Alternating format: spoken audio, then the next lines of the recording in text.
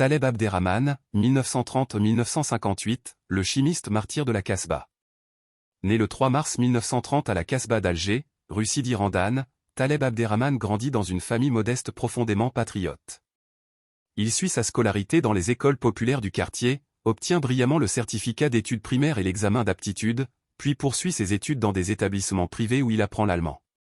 En 1951, il réussit le concours d'entrée à l'université et s'inscrit à la faculté des sciences pour préparer une licence en chimie, refusant de poursuivre ses études en France.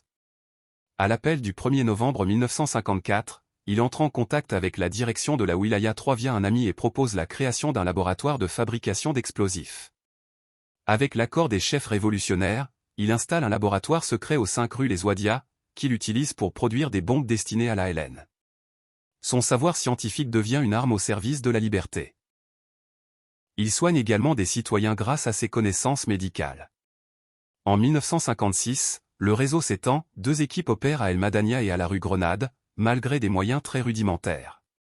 Taleb met au point un nouveau mélange explosif inédit. Le 19 mai 1956, il participe à la grande grève des étudiants et abandonne définitivement ses études pour se consacrer entièrement à la Révolution. L'explosion de la Villa des Roses en octobre 1956 coûte la vie à Rachid Kouache, révélant aux autorités coloniales l'existence de laboratoires algériens. En enquêtant à la faculté des sciences, les services français identifient Taleb Abderrahmane.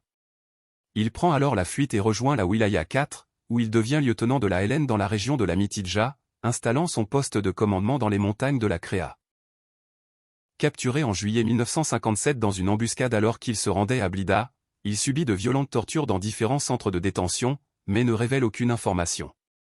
Il assume la pleine responsabilité des actions menées avec les explosifs qu'il a fabriqués. Condamné à mort à 3 reprises, il est guillotiné à la prison de Barberousse le 24 avril 1958 à l'aube. Son sacrifice fait de lui un symbole éternel de la jeunesse instruite au service de la dignité et de l'indépendance algérienne.